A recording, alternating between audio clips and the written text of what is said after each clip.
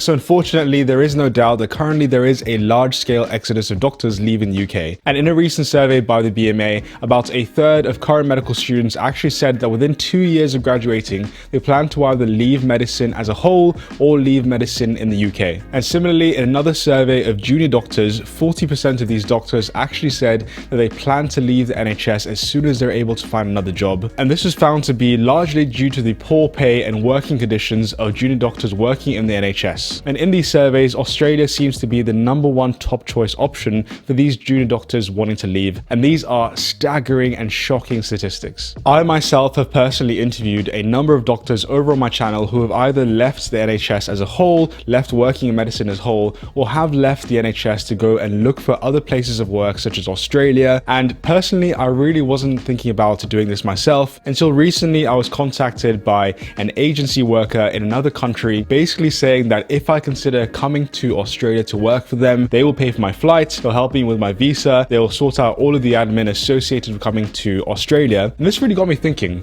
is there really much point actually staying in the NHS and staying working in the UK? What is going on, guys? My name is Kenji and welcome back to my channel. Hopefully it's not the first time you're watching one of my videos, but just in case it is, I'm a doctor working in London. And in this video, I'll be giving you guys my opinion and my 2 cents on the reasons that maybe some doctors and a lot of doctors should be leaving the UK, and also the flip side of it, which is what are the actual pros of staying here in the UK to practice medicine as a doctor. And as always, right at the end of the video, I'll be telling you guys a little bit more about my plans for the future and whether or not I've actually decided to leave the UK and the NHS as a whole. So stick with me right till the end to find out my final decision. But more importantly, let's go ahead and start talking about what are the actual pros, what are the reasons that you should strongly consider staying within the NHS and staying within the UK. Let's go ahead and get started. So starting off with the reasons as to why you should stay in the UK, and honestly, I do wish there were more. Unfortunately, there's not too many reasons. The first reason being that this is commonly the default path for most people, for most doctors here in the UK. So giving myself as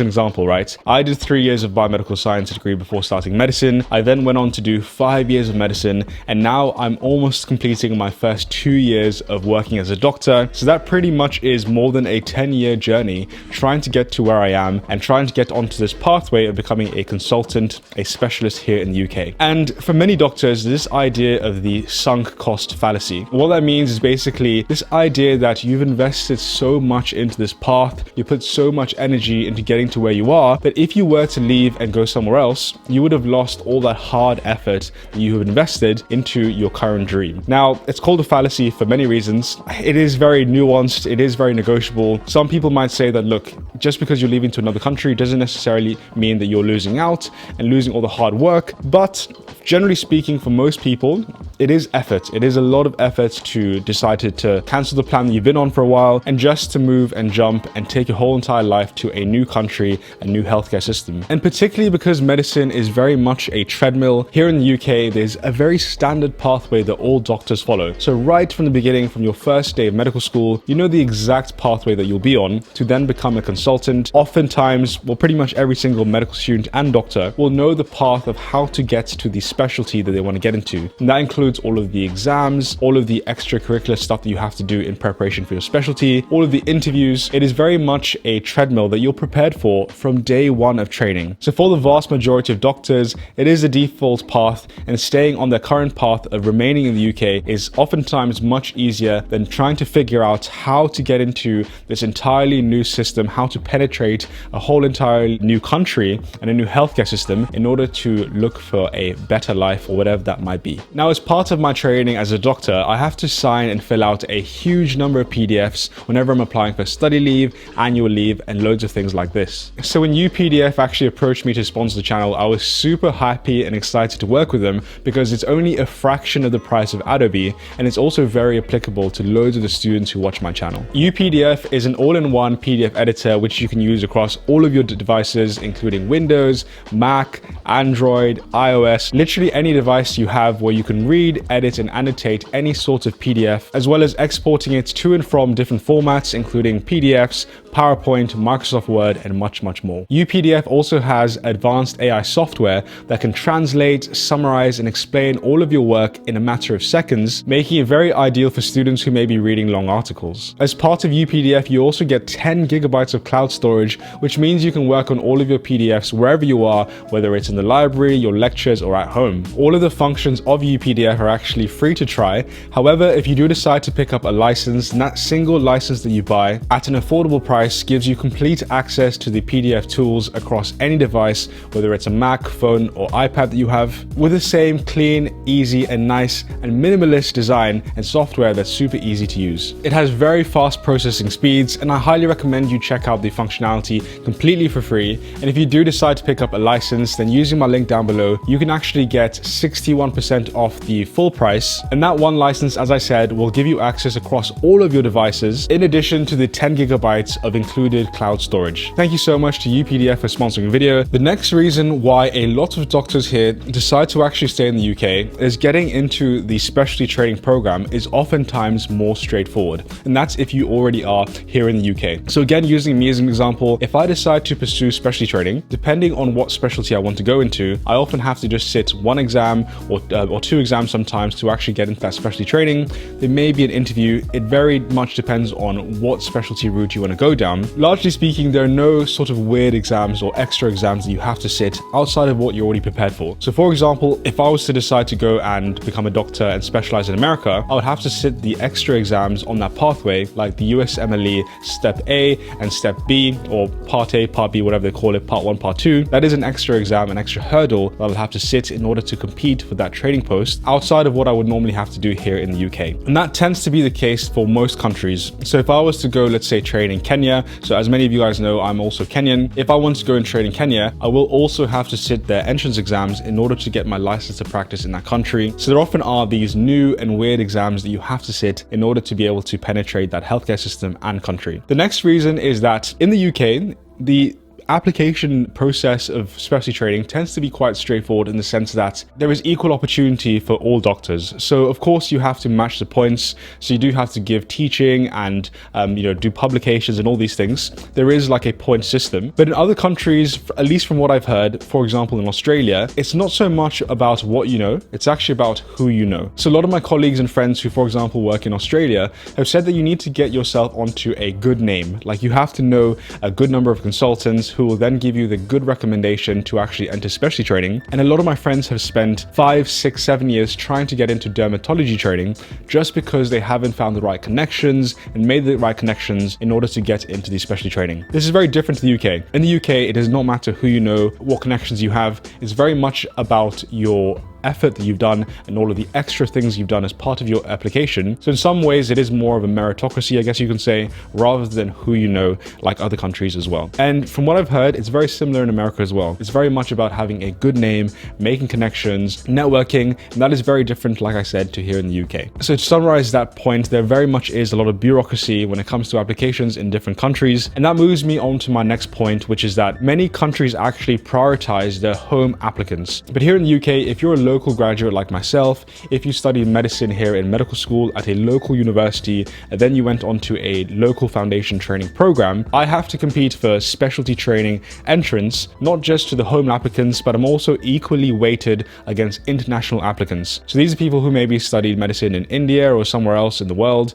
They came to NHS, worked at NHS for a few months to get NHS experience, and are then applying to specialty training. The UK applicants actually aren't given any sort of advantage over these international applicants. However, if I was to go to America or Australia or other parts of the world, particularly in America, they actually prioritize their home graduates, the home applicants, over any foreigner like myself who would want to enter specialty training. And as they probably rightly should, if you're in America and you're from there, you've studied there, it probably makes sense that they actually do prioritize their home applicants. But then again, bearing in mind, if I wanted to go to any other part of the world to practice medicine and to get into specialty training, that would be the case, and that would be another barrier for me entering that country and healthcare system. The next reason why a lot of doctors don't actually consider going abroad is because of their strong ties to the UK. And this is pretty much a fair point, I'd say. 95% of the doctors that I speak to and 95% of my colleagues, when I ask them why they actually came back to the UK, let's say from Australia, or when I ask them what's actually stopping them from leaving the country, a lot of the times it's because they have family here in the country,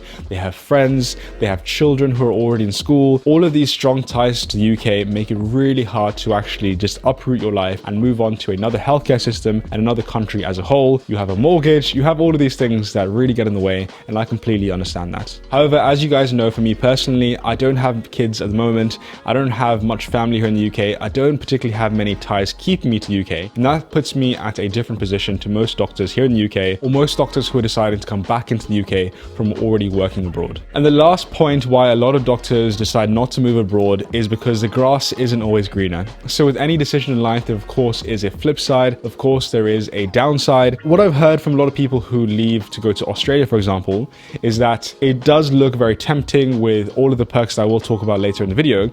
However, there still is a lot of similarities that are just disadvantages and things that we have to deal with as doctors. For example, slow computers, slow and inefficient and outdated systems, computer systems in particular, long hours and having to work long hours everywhere, the competitive specialty training like I mentioned. So in Australia, again, it is very competitive also to get into specialty training. There are still bottlenecks in training posts. There still is a lot of bureaucracy and a lot of disadvantages. And just because you leave the UK, there's not necessarily mean you leave all of the negative aspects that we have to put up with as doctors in a healthcare system. Now, the first and probably the main reason why a lot of doctors are actually deciding to leave is because of the better pay abroad. I'm going to try and not be very political here, but it honestly is by far the biggest reason why doctors are considering leaving the job as a whole or the UK. Doctors in America tend to earn on average 3 times the salary as doctors here in the UK. If I was currently in Australia at my given level, I probably would be earning about 10 to 15,000 pounds more per year for the same job that I'm doing, and often with fewer hours. GPs in Dubai and the UAE are often easily taking home 8 to 10,000 pounds per month tax-free from my research, which is a staggering amount and a very big difference from us doctors here in the UK. It really is safe to say, unfortunately, that the salary here in the UK for doctors is one of the lowest, and like, it's very sad to say this, but it is one of the lowest paid salaries for doctors across the Western world. So for a lot of doctors who work here in the UK, it is very enticing to leave the UK in search of a better salary. And if you guys want to actually find out how much I earn as a doctor here in the UK, I'll leave my video tagged up here for my pay and my breakdown of my salary here in the UK. The second reason that a lot of doctors actually use to consider leaving the UK is the better working conditions abroad. And again, I don't want to get cancelled, but I'm only joking. I don't really want to make this a negative or political video bashing the NHS in the UK, but generally speaking, a lot of doctors do complain, like in the surveys I mentioned at the beginning of this video, that the working conditions in the UK here are not the best. There are poor rest facilities. In my hospital in particular, if you're on call in internal medicine, you sit in a chair for 12.5 hours and there is no bed. The canteen is closed, so if you're hungry or thirsty, you can't really get yourself a nice beverage or a warm coffee, apart from the free tea and coffee they give patients. You work long hours for poor pay, like I mentioned, and also particularly, even speaking for myself, there often is poor staffing in hospitals where a single doctor is often doing the job of 2 or 3 more doctors. Now, from what I hear from my colleagues working in Australia, there tends to be, generally speaking, better conditions where they work. So what I mean by that is much better standards at work. They have good staffing levels. So from what I hear, they have extra doctors on the ward just in case anyone calls in sick. They do have spare doctors who will cover those places immediately. Unlike here in the UK, where if your colleagues fall sick, you unfortunately have to pick up their workload. You're not pushed to see, so many patients immediately with such a high turnover rate as well. They have, from what I hear, more of a competent healthcare system in other countries across the world. If we look at Switzerland, we look at Germany, Australia, America, from what I understand, looking at the statistics and from what I hear from patients and doctors, is that the healthcare system tends to be a bit more competent with less waiting times, with fewer waiting lists or people on the waiting lists. With all of that being said, you can give your patients the care that you would want to give your family. If you have all of these standards met, you have good rest, you've eaten well, you're not as stressed, you're working fewer hours, you're getting better pay. That means that as a doctor, you can give the care and the love that you want to give to your patients. The approach here in the UK is that we spend most of our money looking after patients, and that's fantastic. But in my opinion, good healthcare doesn't start from the bottom, it starts from the top. So if you can actually look after the doctors who are providing that healthcare, you can then go work your way down and look after the patients. If you can't look after yourself, you cannot look after anyone. When I think about what sort of doctor I would want who shows up at the scene of an emergency to look after my family, I would want that doctor to be well fed. I'd want him to have had sufficient sufficient rest. I'd want him to, think positively about his job,